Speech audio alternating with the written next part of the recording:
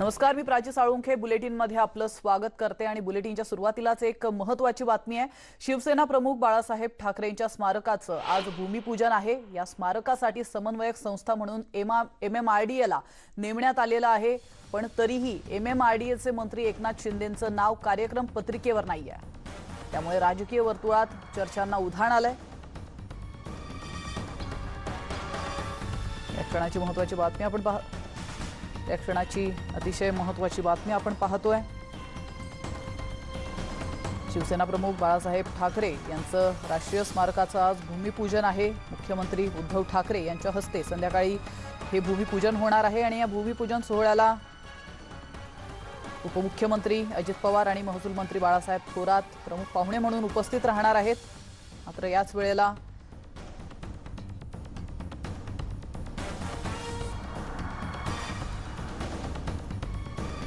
आपण पाहतोय शिवसेना प्रमुख बाळासाहेब ठाकरेंच्या स्मारकाचं आज भूमिपूजन आहे। त्यावरून आता मानापमान नाट्य रंगू लागलेलं।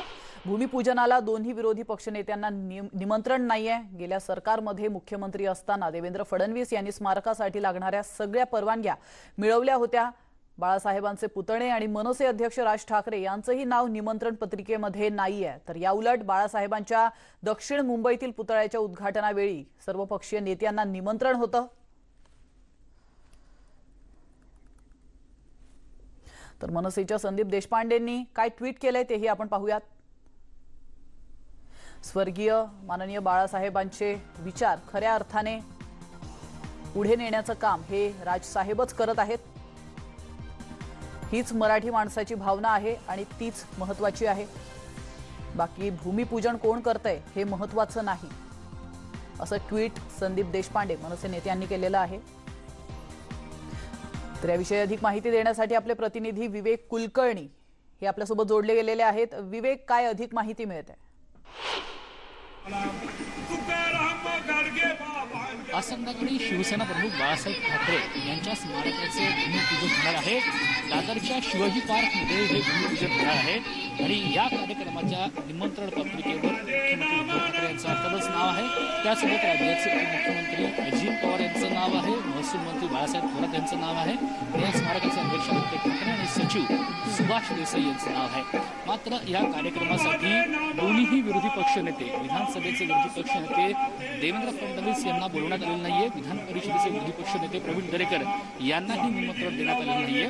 त्यासोबतच उद्धव ठाकरे यांचे बंधू राज ठाकरे यांना देखील निमंत्रण देण्यात आलेलं नाहीये। आणि आता नितीश राणे यांनी एक ट्विट करून जी गोष्ट पुढे आणलेली आहे की MMRDAचे मंत्री एकनाथ शिंदे यांना देखील या कार्यक्रमाचं निमंत्रण नाहीये, कार्यक्रम पत्रिकेचं नाव नाहीये। आणि सगळ्यामुळेच एक वाद निर्माण झालेला आहे। कारण दक्षिण मुंबईमध्ये बाळासाहेब ठाकरे यांच्या पूर्णाकृती पुतळ्याचं जेव्हा अनावरण करण्यात आलं होतं त्यावेळेस मुंबई महानगरपालिकेतर्फे सर्व पक्षीय नेत्यांना निमंत्रण देण्यात आलं होतं। आज मात्र जेव्हा हे भूमिपूजन होते त्यावेळेस काही मोजक्या मंडळींच्या व्यतिरिक्त इतर कोणालाही निमंत्रण देण्यात आलेलं नाहीये। विशेषतः राज्याचे माजी मुख्यमंत्री देवेंद्र फडणवीस यांनी या स्मारकासाठी ज्या महत्त्वाच्या सगळ्या परवानग्या होत्या त्या मिळवलेल्या होत्या। कारण शिवाजी पार्कमध्ये जिथं महापौर निवास होतं पूर्वी तिथं हे स्मारक होतं आहे आणि हा सगळा भाग CRZच्या अंतर्गत येतो आणि CRZच्या अंतर्गत कुठलंही जर काम करायचं असेल तर त्याच्यात परवानग्या नियम हे खूप किचकट आहेत।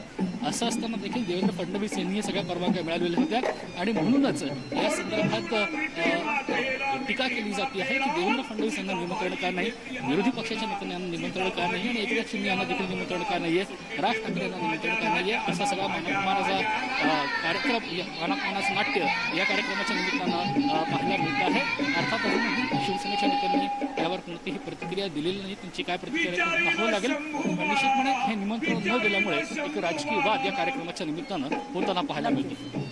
नक्कीच धन्यवाद विवेक, तुम्ही दिलेल्या महत्त्वपूर्ण माहितीबद्दल। आपण पाहतोय शिवसेना प्रमुख बाळासाहेब ठाकरे यांच्या स्मारकाचं आज भूमिपूजन होणार आहे। मात्र या ठिकाणी अनेक गोष्टी बाहेर येताना पाहायला मिळत आहेत। या स्मारकासाठी समन्वय संस्था म्हणून MMRDAला नेमण्यात आलेलं आहे, पण तरीही MMRDAचे मंत्री एकनाथ शिंदे यांचं कार्यक्रम पत्रिकेवर नाव नाहीये। त्यामुळे आता राजकीय वर्तुळात चर्चांना उधाण आल्याचं चित्र पाहायला मिळतंय। तर आपल्या सोबत जोडले गेलेले आहेत भाजपा आमदार अतुल भातखळकर। अतुल सर, तुमचं न्यूज 18 लोकमत मध्ये स्वागत आहे। आपण पाहतोय शिवसेना प्रमुख बाळासाहेब ठाकरे यांच्या स्मारकाचं आज भूमिपूजन आहे, मात्र विरोधी पक्षातील नेत्यांना वगळण्यात आलेलं आहे, त्यांना इन्व्हाइट करण्यात आलेलं नाहीये. तुमची प्रतिक्रिया काय? नाही, खरं तर आदरणीय बाळासाहेब ठाकरे हे संपूर्ण महाराष्ट्राचे, देशाचे नेते होते. हं.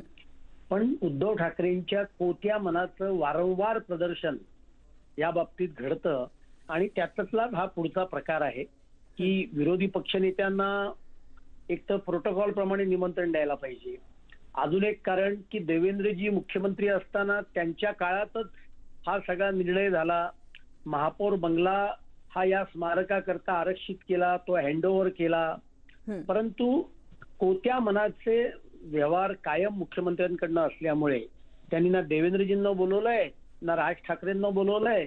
आणि MMRDA हा सगळा खर्च करत असताना त्या MMRDA ज्यांच्याकडे येतं ते मंत्री एकनाथ शिंदे यांचं पण नाव नाही.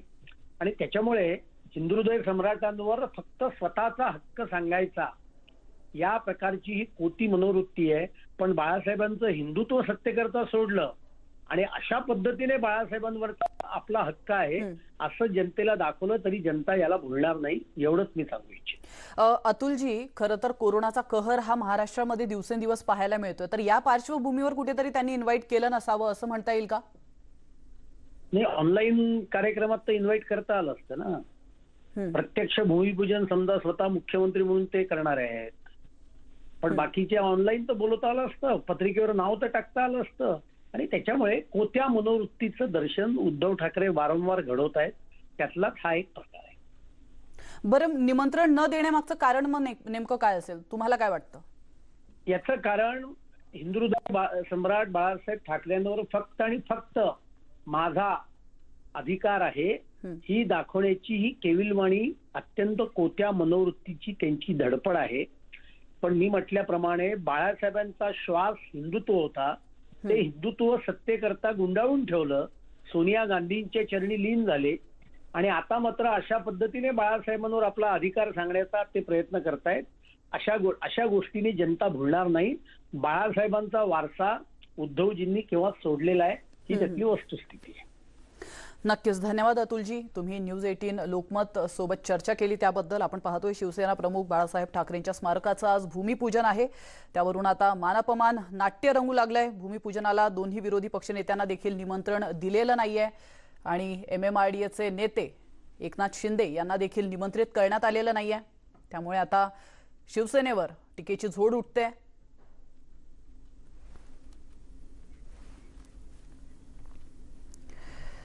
आपण पाहिलं, गेल्या सरकारमध्ये मुख्यमंत्री असताना देवेंद्र फडणवीस यांनी स्मारकासाठी लागणाऱ्या सगळ्या परवानग्या मिळवल्या होत्या. बाळासाहेबांचे पुतणे आणि मनसे अध्यक्ष राज ठाकरे यांचंही नाव निमंत्रण पत्रिकेमध्ये दिलं गेलेलं नाहीये.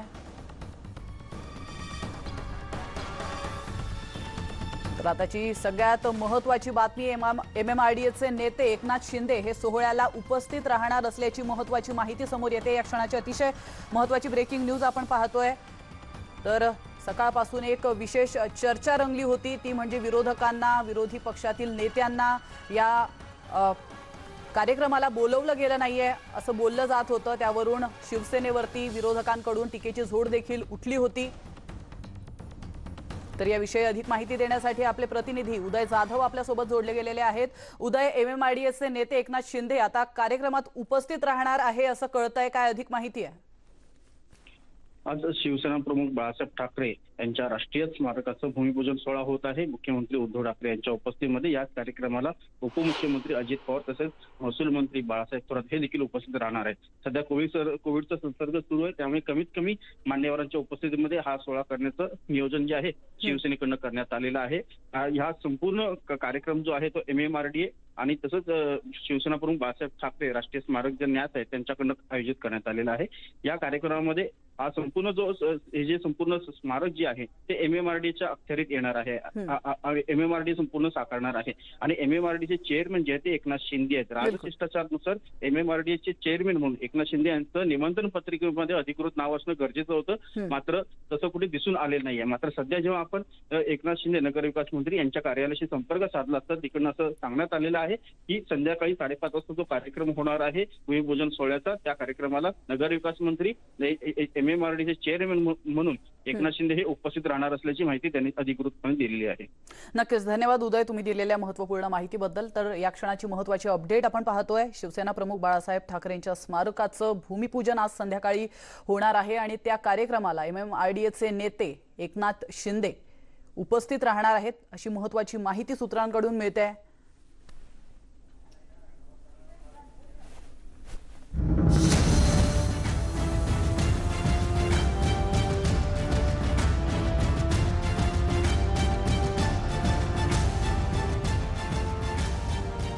आता पाहूयात कोरोना संदर्भातील बातम्या. राज्यात जसजशी कोरोना रुग्णसंख्या वाढते तसतशी बेड्सची कमतरता भासू लागली आहे. पुणे, नागपूर, औरंगाबादमध्ये अनेकांकडून बेड मिळत नसल्याच्या तक्रारी येत आहेत. अशीच परिस्थिती गेल्या जून-जुलैमध्ये उद्भवली होती.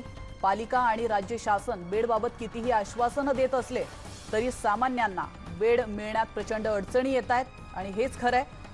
बरं, खासगी रुग्णालयांमध्ये काही बेड शिल्लक असले तरी ते सर्वांना परवडतील असं नाही आहे. त्यामुळे सर्व मोठ्या शहरांमधले जम्बो कोविड सेंटर पुन्हा खुले झाल्यावर तरी परिस्थिती सुधारेल का, हा प्रश्न आता उपस्थित राहतोय.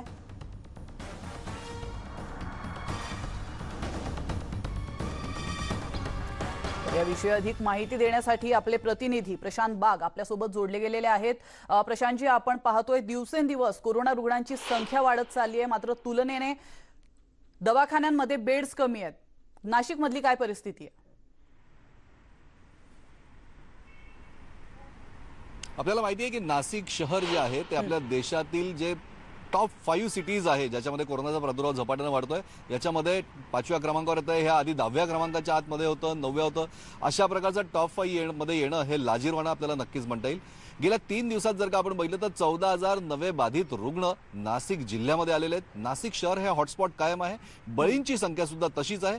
काल सुद्धा नाशिक शहरामध्ये दिवसभरात 10 बळी गेले, 1274 नवीन पेशंट सुद्धा आले आणि याचमुळे महापालिकेच्या माध्यमातून, जिल्हा परिषदेच्या माध्यमातून तसेच आरोग्य यंत्रणेच्या माध्यमातून जे नाशिक शहरामध्ये बेडची उपलब्धता करून दिलेली आहे त्याची जर का आकडेवारी आपण जर का बघितली तर खाजगी हॉस्पिटल आणि सरकारी हॉस्पिटल मिळून जवळपास 4,473 म्हणजे ते त्याच्यामध्ये काही विना ऑक्सिजन आहे, काही ऑक्सिजन आहे, काही विदाऊट ICU व्हेंटिलेटर आहे, आणखीन काही ICU मधल्या व्हेंटिलेटर असलेल्या बेडची संख्या आहे, ज्याच्यामध्ये खाजगी हॉस्पिटलचं सुद्धा काही अधिग्रहण करण्यात आलेलं आहे आणि याच्यामध्ये फक्त 288 बेड्स आता रिक्त आहे.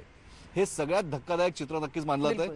ज्या ठिकाणी सर्वसामान्य माणूस जाऊ शकतो अशा सरकारी यंत्रणांचा जर का आपण पाठपुरावा केला तर सरकारी रुग्णालयामध्ये बेडची क्षमता आहे फक्त 1,522 आणि यातले 54 रिक्त आहे.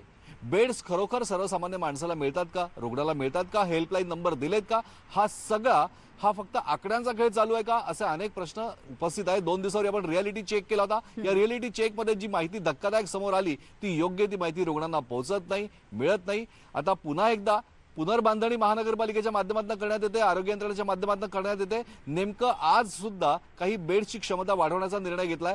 काय नेमकं चित्र असेल दिवसभरातलं ते सुद्धा आपण सातत्यानं दाखवणार आहोत.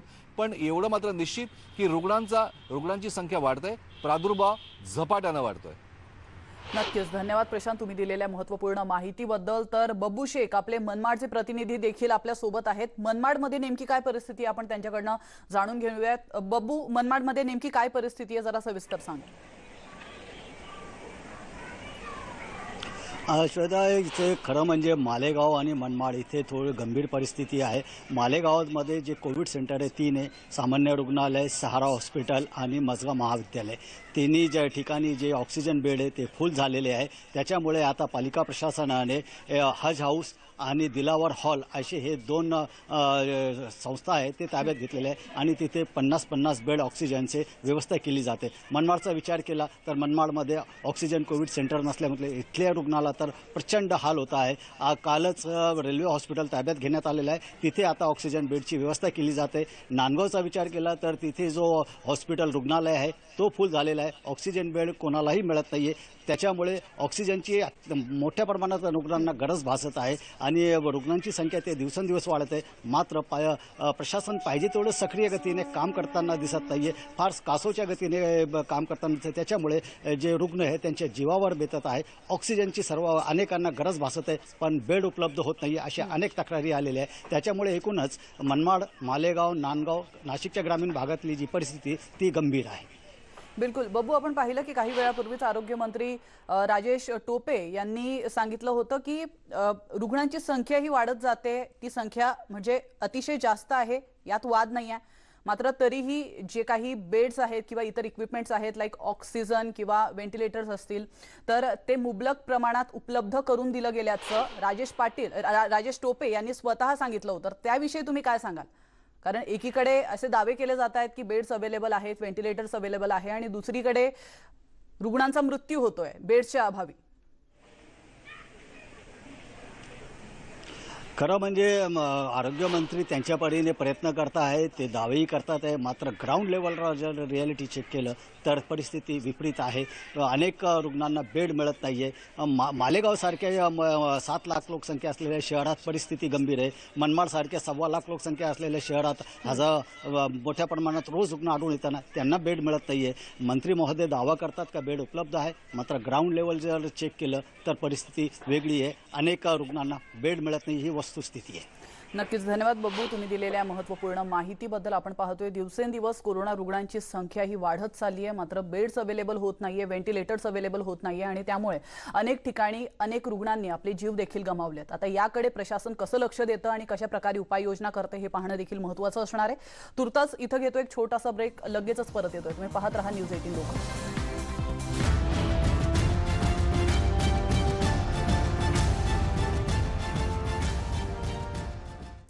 ब्रेक नंतर पुन्हा एकदा आपलं स्वागत आहे. आपण पाहतोय की बेड्स कुठल्या ठिकाणी किती अवेलेबल आहेत आणि किती रुग्णसंख्या आहे. यवतमाळमध्ये देखील परिस्थिती काही वेगळी नाही आहे. यवतमाळचा जर रियालिटी चेक केलं तर सरकारी रुग्णालयांमध्ये 550 बेड्स फक्त उपलब्ध आहेत. खासगी रुग्णालयांमध्ये एकूण 382 बेड्स आहेत खासगी रुग्णालयात आणि 132 ICU बेड्स आहेत. तर 789 ऑक्सिजन सिलेंडर उपलब्ध असल्याचं कळतंय. तसं पाहायला गेलं तर एकूण रुग्णांच्या संख्येच्या तुलनेत हे बेड्स अतिशय कमी आहेत. आतापर्यंत एकूण पॉझिटिव्ह रुग्णांची संख्या ही यवतमाळमध्ये जवळपास 27,000च्या वरती गेलेली आहे. तो आकडा आता 3,000 देखील असू शकतो, कारण हे कालचे अपडेट्स आहेत की जे 27,000च्या वरती ही रुग्णसंख्या होती. मात्र त्या तुलनेमध्ये जर आपण बेड्सची संख्या पाहिली ती अतिशय कमी आहे. ॲक्टिव्ह रुग्ण एकूण 2,487 म्हणजे जवळपास 2,500पर्यंत ॲक्टिव्ह रुग्णांची संख्या पोहोचलेली आहे. तर खासगी, सरकारी आणि ICU बेड्स जर का पाहिले तर एकूण बेड्स आहेत 1,064. आपण कल्पना करू शकतो की कुठे रुग्णांचा 3,000पर्यंत पोहोचलेला आकडा आणि कुठे बेड्सची अतिशय कमी असलेली संख्या जी फक्त 1,064 इतकी आहे. दिवसेंदिवस रुग्णांची संख्या वाढत चालली आहे, त्या तुलनेत बेड्स अवेलेबल होत नाही आहे. तर सरकारकडून दावे केले जात आहेत की ठिकठिकाणी बेड्सची मुबलक संख्या उपलब्ध आहे, मात्र त्या मानाने रुग्णांची संख्या ही वाढते.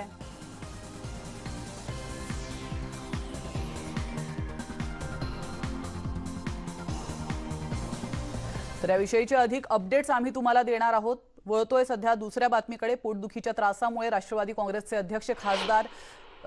अध्यक्ष शरद पवार यांना ब्रीच कँडी रुग्णालयात दाखल करण्यात आलेलं आहे. त्यांना पित्ताशयाचा त्रास होत असून त्यांच्यावर हॉस्पिटलमध्ये शस्त्रक्रिया करण्यात येणार आहे. शरद पवार यांची प्रकृती स्थिर असून ते त्यांचं रोजचं आवडतं काम करत असल्याची माहिती त्यांच्या कन्या खासदार सुप्रिया सुळे यांनी दिली आहे. सध्या शरद पवार यांना डॉक्टरांच्या निरीक्षणाखाली ठेवण्यात आलेलं आहे. त्यांची प्रकृती आता स्थिर आहे अशी माहिती आरोग्यमंत्री राजेश टोपे यांनी देखील दिली आहे.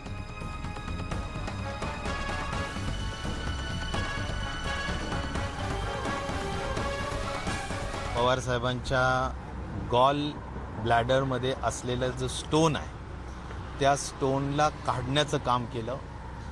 तो स्टोन हा बाईल डक्टमध्ये होता आणि पॅनक्रियाटिक्सचा जो डक्ट आहे त्या दोन्हीच्या कंजक्शनमध्ये होता. त्याचा तो स्टोन काढण्याचं महत्त्वाचं काम केलं. त्यामुळं साहेबांना रिलीफ मिळेल जे पोट दुखत होतं. आणि या पुढे सुद्धा बॉल ग्लॅडरचं जे ऑपरेशन करावं लागणार आहे त्या संदर्भात सुद्धा पुढे काही दिवसांनी डॉक्टर निर्णय घेतील.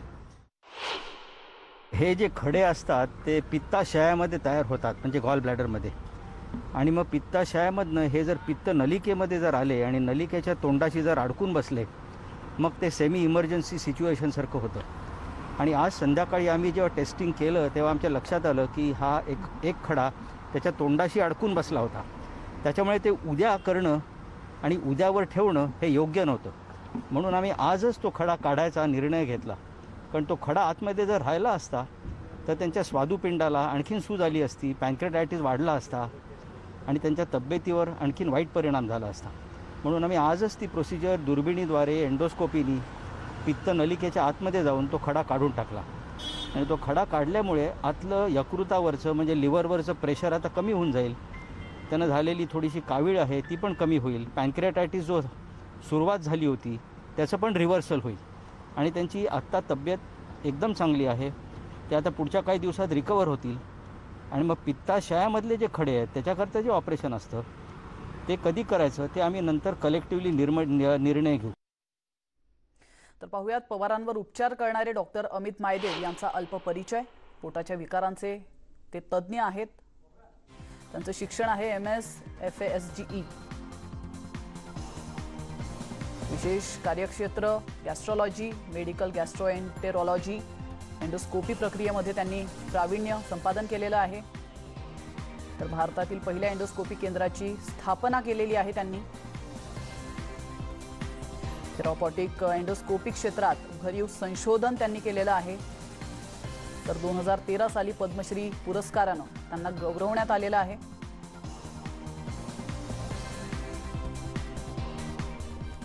वळतोय पुढच्या महत्त्वाच्या बातमीकडे. भाजप नेते गिरीश महाजन यांनी राष्ट्रवादीचे नेते एकनाथ खडसेंवर टीका केली आहे. ईडीची तारीख आली की एकनाथ खडसेंना कोरोना होतो असा टोला महाजनांनी लगावलेला आहे.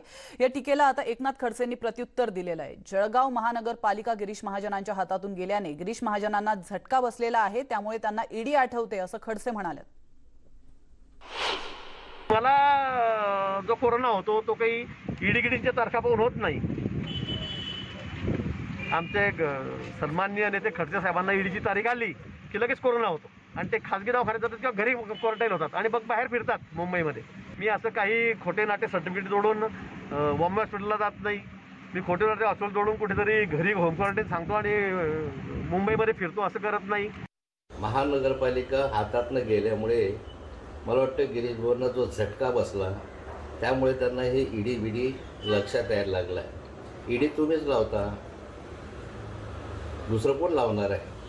आणि ईडी लावून छळण्याचे प्रकार तुम्ही करता आहात हे अख्ख्या जगाला माहीत आहे. म्हणून तुम्हाला वारंवार ईडी आठवते.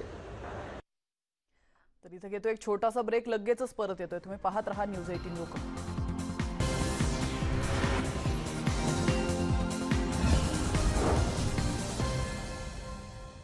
तर मुंबईच्या इंटरनॅशनल एअरपोर्टच्या बाहेर मुख्यमंत्री उद्धव ठाकरे हे छत्रपती शिवाजी महाराजांच्या पुतळ्याला पुष्पहार अर्पण करण्यासाठी पोहोचलेले आहेत. आपण या दृश्यांच्या माध्यमातून पाहू शकतो.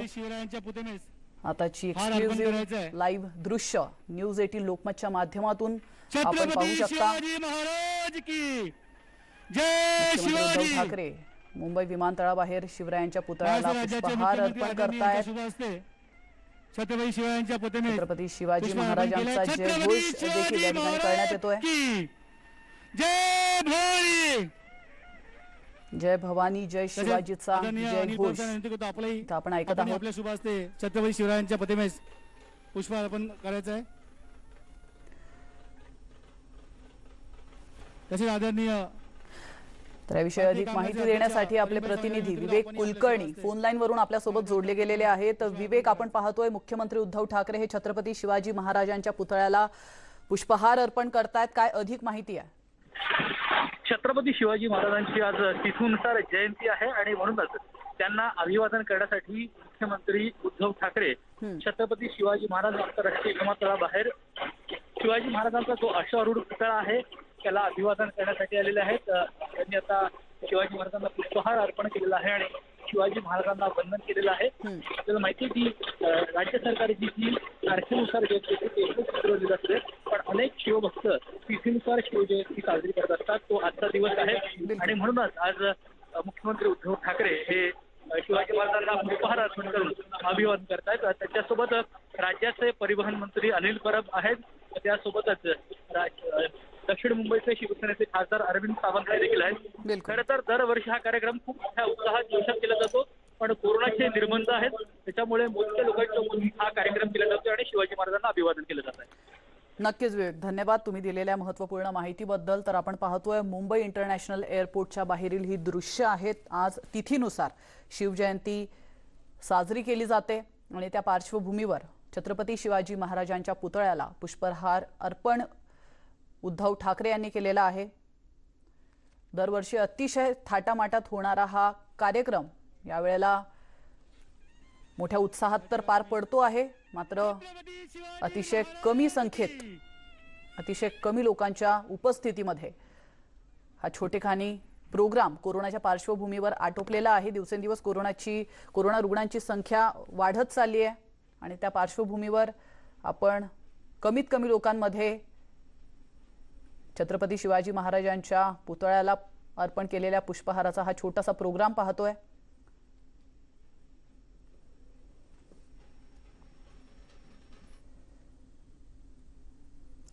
तर संपूर्ण महाराष्ट्रातच नाही तर देशभरामध्ये हा कार्यक्रम तिथीनुसार शिवजयंती साजरी केली जाते. तर याविषयी अधिक माहितीसाठी आपले प्रतिनिधी विवेक पुन्हा एकदा आपल्यासोबत जोडले गेलेले आहेत. विवेक, आपण पाहतोय की दरवर्षी हा अतिशय थाटामाटामध्ये होणारा हा प्रोग्राम, असंख्य लोक या प्रोग्रामला उपस्थित असतात, मात्र आता कोरोनामुळे कुठेतरी अतिशय छोटेखानी हा प्रोग्राम होताना पाहायला मिळतोय. काय सांगाल?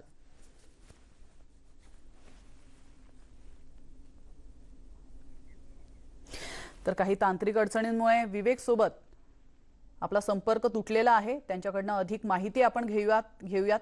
तर आपण या क्षणाची लाईव्ह दृश्य पाहतोय, ती म्हणजे मुंबई इंटरनॅशनल एअरपोर्टवरून तिथीनुसार शिवजयंती ही 31 मार्चला साजरी केली जाते. तर विवेक, आपले प्रतिनिधी पुन्हा एकदा आपल्यासोबत जोडले गेलेले आहेत.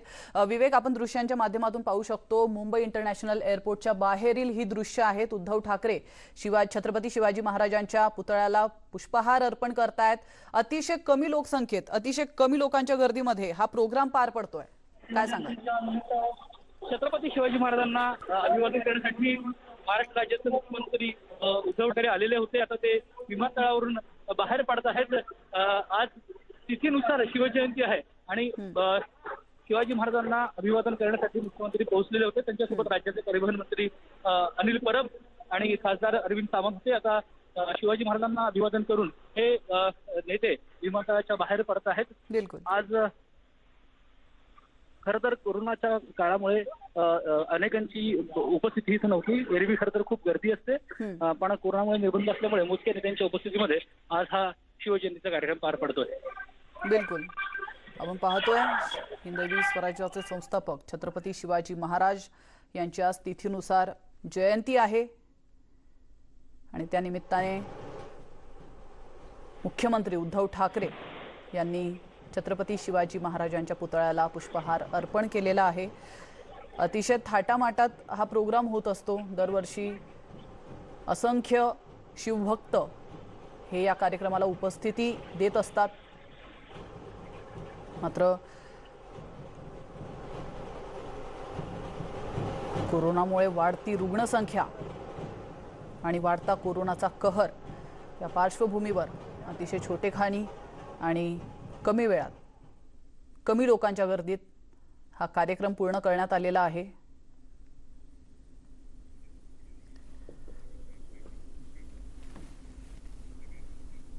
तर वळतोय पुढच्या ब्रेकिंग न्यूजकडे. परमबीर सिंग यांच्या याचिकेवर सुनावणीला सुरुवात झालेली आहे. मुकुल रोहतगी मांडतायत बाजू. परमबीर यांनी लिहिलेलं लेटर कोर्टामध्ये वाचून दाखवलं जातं. या क्षणाची महत्त्वाची बातमी आपण पाहतोय.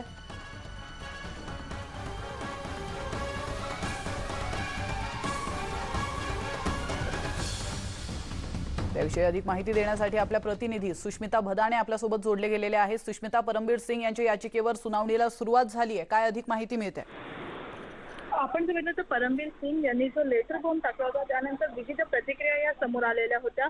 काल मुंबई कोर्टाने ही जी सुनावणी आहे ती पुढे ढकलण्यात आलेली होती आणि मुंबईचे माजी पोलीस आयुक्त परमबीर सिंग यांनी दाखल केलेल्या जनहित याचिकेवरती आज ही सुनावणी सुरू झालेली आहे. फर्स्ट हिअरिंग जी आहे ती आता कोर्टात सुरू झालेली आहे आणि यासाठी न्यायमूर्ती दीपांकर दत्ता आणि न्यायमूर्ती गिरीश कुलकर्णी यांचं खंडपीठ निश्चित करण्यात आलेलं आहे. या प्रकरणाची सुनावणी आता सुरू झालेली असली तरी सर्वप्रथम या सुनावणीमध्ये जे लेटर आणि जे पत्र परमबीर सिंग यांनी लिहिलेलं होतं त्याचं वाचन केलं जात आहे. याचिकाकर्त्यांच्या विनंतीनं ज्येष्ठ कायदेतज्ञ मुकुल रोहितगी हे सुद्धा आपली बाजू मांडणार आहेत आणि आता या संपूर्ण प्रकरणाचे वेगवेगळे पैलू समजून घेण्याचा प्रयत्न कोर्टाकडनं केला जात आहे. नक्कीच सुष्मिता, धन्यवाद तुम्ही दिलेल्या महत्त्वपूर्ण माहितीबद्दल. आपण पाहतोय परमबीर सिंग यांनी गृहमंत्री अनिल देशमुखांवर काही आरोप केले होते आणि त्यानंतर त्यांनी चौकशीची मागणी केली होती आणि त्या पार्श्वभूमीवर आज सुनावणी आहे. तर परमबीर सिंग यांच्या याचिकेवर आज सुनावणीला सुरुवात झालेली आहे. तर मुकुल रोहतगी हे बाजू मांडतायत. परमबीर सिंग यांनी लेटर बॉम्ब टाकला होता आणि तेच लेटर आता कोर्टामध्ये वाचून दाखवलं जात आहे.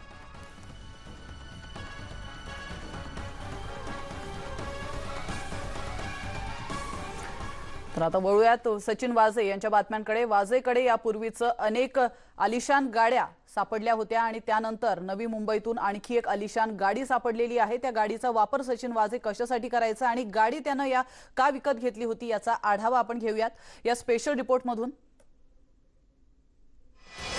वाझेचे कारनामे कधी संपणार? वाझेची आणखी एक महागडी कार. वाझे एक रहस्य अनेक. सचिन वाझेचा आणखी एक कारनामा समोर आलाय. दिवसेंदिवस त्याचे नवनवे कारनामे समोर येत आहेत. सचिन वाझेच्या नावावर आणखी एक गाडी असल्याचं समोर आलंय. आउटलँडर ही महागडी गाडी सचिन वाझेच्या नावावर होती. MH01 AX2627 असं या गाडीचा नंबर आहे. नवी मुंबईतल्या कामोठेत ही गाडी सापडली आहे. 23 जून 2011 साली वाझेनं ही गाडी विकत घेतली. गाडी तोच वापरत असल्याचंही समोर आलंय. त्यामुळे या गाडीच्या तपासातून NIAला आणखी मोठी माहिती मिळण्याची शक्यता आहे. सचिन वाझेने ही गाडी नक्की कोणाकडून विकत घेतली होती? या गाडीचा तो कशासाठी वापर करत होता? एवढंच नव्हे तर ही गाडी नवी मुंबईमध्ये एवढे दिवस धूळखात पडून का होती? अशा अनेक प्रश्नांची उत्तरं आता या तपासामधून मिळणार आहेत. वाझेच्या या गाडीचा तपास यंत्रणांनी सुरू केलाय. त्यांच्या तपासातून आणखी एक धक्कादायक माहिती यंत्रणांच्या हाती लागल्याचं कळतंय. सचिन वाझेची गाडी CIU टीम पैकी एक पोलीस उपनिरीक्षक दर्जाचा अधिकारी वापरत होता. या गाडीचा वापर स्फोटकांनी भरलेल्या हिरव्या रंगाच्या गाडीच्या कटात तसंच मनसुख यांच्या हत्येच्या कटात झाला का याचा तपास पोलीस करतायत. तर दुसरीकडे सचिन वाझे आणि विनायक शिंदे या दोघांना मोबाईलचे बोगस सिम कार्ड पुरवणाऱ्या आणखी 2 जणांना ATSनं ताब्यात घेतलंय. गुजरात मधल्या अहमदाबाद इथून दोघांना महाराष्ट्र दहशतवाद विरोधी पथकानं ताब्यात घेतला असून या दोघांनी बोगस सिम कार्ड नरेश याच्या मार्फत सचिन वाझे आणि विनायक शिंदेंना पुरवल्याचा संशय ATSला होता. मात्र त्यानंतर तपास ATS कडून NIA कडे गेलाय. ज्या महागड्या वॉल्वो गाडीतून मनसुखला बेशुद्ध करून नेण्यात आलं त्या गाडीचा ताबा NIAनं घेतलाय. लवकरच NIA या वॉल्वो गाडीची फॉरेन्सिक तपासणी करणार आहे. त्यातून वाझेनं गाड्या कोणत्या कारणासाठी वापरल्या ही बाब समोर येण्याची शक्यता आहे. सचिन वाझेचे एकूण किती गाड्या आहेत हे आता समोर येणं गरजेचं आहे. यासोबत सचिन वाझे या गाड्या कोणासाठी वापरत होता आणि कशा पद्धतीचा वापर केला जात होता हे देखील आता तपास यंत्रणेसमोर शोधून काढणं आव्हानात्मक आहे. येणाऱ्या काळात सचिन वाझेचे असे अनेक कारनामे समोर येतील यात मात्र शंका नाही. गेल्या काही दिवसात सचिन वाझेच्या महागड्या गाड्या NIAच्या हाती लागल्या.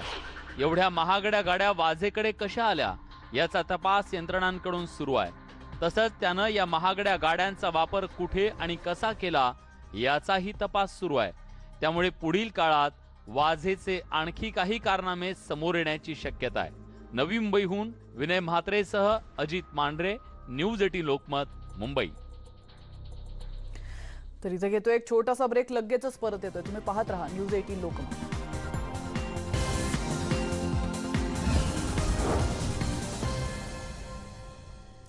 ब्रेक नंतर पुन्हा एकदा आपलं स्वागत आहे. आणि आता एक धक्कादायक बातमी येते ती अमरावतीमधून. अमरावती जिल्ह्यात तिवसा नगर पंचायतीत अग्निशमन दलाची गाडी धुलीवंदनाच्या दिवशी दुपारी तिवसा नजीक सारसीच्या जंगलात लागलेल्या आगीला विझवण्यासाठी गेली होती. आणि या आग विझवण्यासाठी गेलेली गाडी जळून खाक झाल्याची महत्त्वाची बातमी समोर येते. ही नवीन कोरी 75 लाख रुपयांची गाडी तिवसा नगर पंचायतच्या मुख्याधिकारी पल्लवी सोटे यांच्या बेजबाबदारपणामुळे जळाली असल्याचा आरोप माजी नगरसेवक आणि माजी सरपंच यांनी केलेला आहे. आणि सोटे यांच्यावर कारवाईची मागणी देखील केली आहे. तर आग विझवण्यासाठी गेलेले अग्निशमन वाहन जळून खाक होण्याची ही विदर्भातील पहिलीच घटना आहे. आपण या दृश्यांच्या माध्यमातून पाहू शकतो कशा प्रकारे आग विझवण्यासाठी गेलेल्या अग्निशमन दलाच्या गाडीलाच आग लागलेली आहे.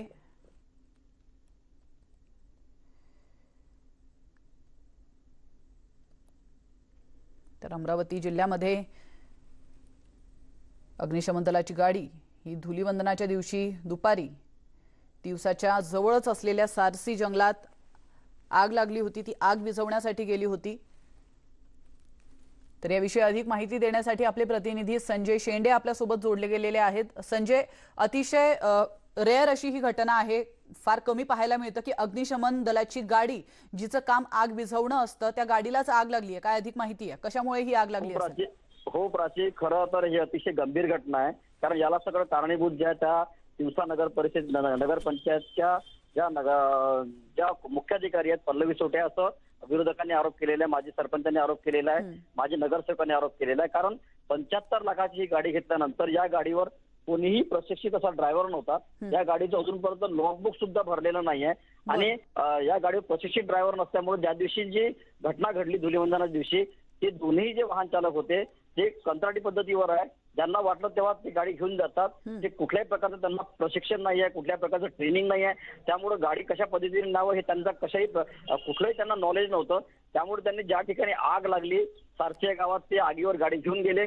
आणि जेव्हा गाडीला आग लागते असं त्यांना वाटलं तेव्हा ते सगळे कर्मचारी तिथून पळून आले. आणि ही नवी कुरकुरीत जी 75 लाखाची गाडी आहे, गाडी त्या ठिकाणी अक्षरशः जळून खाक झालेली आहे. आणि आणखी एक धक्कादायक बाब अशी माहिती पडलेली आहे की या गाडीचा इन्शुरन्स आहे तो 12 मार्चला संपलेला होता आणि इन्शुरन्स सुद्धा काढलेला नाही. म्हणजेच नगरपंचायतने या प्रकरणात मोठी हलगर्जीपणा केलेली आहे. आणि आता नगरपंचायतच्या ज्या मुख्याधिकारी आहे यांच्यावर निलंबनाची कारवाई करावी यासाठी आज जिल्हाधिकारी यांना जे माजी नगरसेवक आहेत तिथले त्यांची मागणी होत आहे. त्यामुळे आता जिल्हाधिकारी नेमकं या प्रकरणाकडे कशी कारवाई करतात हे पाहणं आता उत्सुकतेने ठरणार आहे. मात्र अग्निशमन दलाचीच गाडी आगीच्या बक्षिसाने पडल्याची ही विदर्भातली पहिलीच घटना आहे प्राची. नक्कीच आपण पाहतो या गाडीला ज्या पद्धतीने आग लागली आहे आणि अतिशय नवी कोरी ही गाडी आहे, 75 लाखांची गाडी आहे आणि अगदी पहिल्याच वापरामध्ये ही गाडी जळून खाक झाली आहे. तर खरं तर अतिशय गंभीर गोष्ट आहे. आणि यामुळे आता तिवसा नगर पंचायतीच्या मुख्याधिकारी पल्लवी सोटे यांच्यावरती चौकशी लागू शकते.